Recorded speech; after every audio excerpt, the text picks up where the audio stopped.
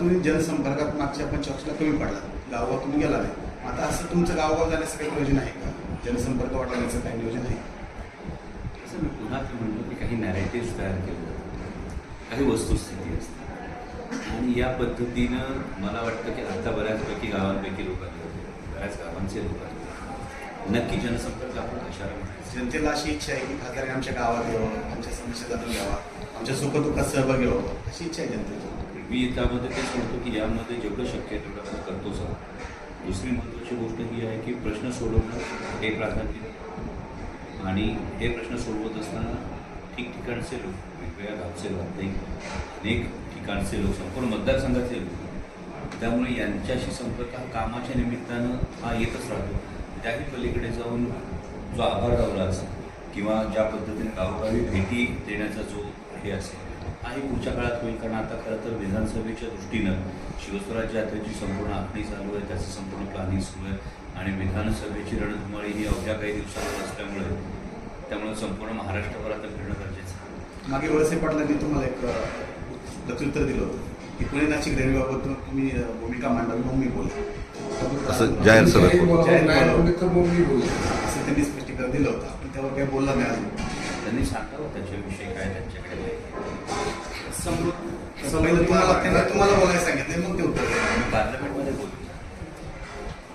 मला असं वाटतं की मी आता पार्लमेंटमध्ये बोलतोय, त्यामुळे त्यांच्याकडे काय माहिती ती त्यांनी एकंदर रेल्वेची काय स्थिती आहे सर, होणार किंवा नाही? ते सांगितलंय. हा प्रस्ताव कॅबिनेटसाठी जो मंजूर केलेला आहे, म्हणजे मंजुरीसाठी साकार झालेला आहे, याची इम्प्लिमेंटिंग एजन्सी कोण हेच रेल्वे मंत्री अजून ठरवत नाही. आणि मी संसदेमध्ये हीच मागणी केली की यामध्ये इम्प्लिमेंटिंग एजन्सी कोण हे आधी ठरवावं.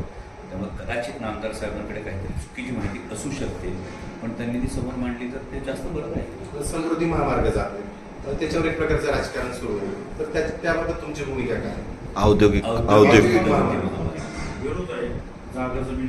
औद्योगिक द्रुतगती महामार्गाला खरं तर हा विरोध असण्याचं कारण नाही, त्याच्या अलाइनमेंटला विरोध आहे. रस्ता जात असताना जर तो बागायती क्षेत्रातून जात असेल तर आपल्याकडे जुन्नर तालुक्यामध्ये अभ्यंकर असेल, राजुरी असेल, इथलं जे बागायती क्षेत्र या सगळ्या बागायती क्षेत्राचा विरोध आहे. मुळात एक तर लँड होल्डिंग कमी आहे. हे लँड होल्डिंग कमी होत असताना तो जर वेगळा प्रकल्प असेल तर 100% त्याच्यावर हे करता येऊ शकतो. त्याच्या अलाइनमेंटवर फेरविचार होणं गरजेचं आहे. आणि मला वाटतं आता काय 3 महिने राहिले, 3 महिन्यातले जेमतेम 1.5 महिना सरकार राहिले, त्यानंतर आचारसंहिताच लागेल. महाविकास आघाडीचं सरकार आल्यानंतर मला नेमकं औद्योगिक द्रुतगती महामार्गाविषयी काय होतं आणि तो कशा पद्धतीने होणं सर्वसामान्यांच्या लोकांच्या आपल्या परिसराच्या हिताचे याचं सादरीकरणासहित मी तुमच्या समोर महाविकास आघाडीचं सरकार आल्याबरोबर संसदेत तुम्ही याबाबत काय भूमिका मांडणार? हा विषय संसदेत नाही.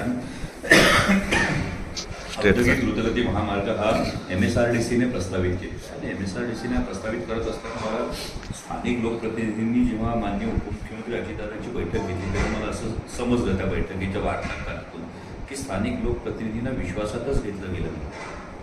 म्हणजे विकासासाठी ज्यांचं बोट धरलंय त्या भारतीय जनता पक्षाचे नेते जर राष्ट्रवादीच्या आमदारांना, मंत्री महोदयांना प्रकल्प आखताना विश्वासात सुद्धा घेत नसतील तर मला वाटतं त्यांनीच अंतर्मुख होऊन विचार करायची वेळ आलेली आहे की नक्की कुठल्या विकासासाठी आपण गेलो.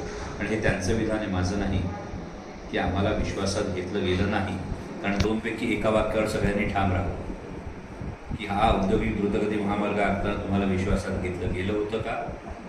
जर घेतलं गेलं होतं तर आत्ता तुम्ही विरोध का करताय? आणि जर विश्वासात घेतलं गेलं नव्हतं तर तुम्ही नेमके कोणत्या विकासासाठी ती उडी मारून तिकडे गेलाय हे त्यांचं तरी ठरवलं.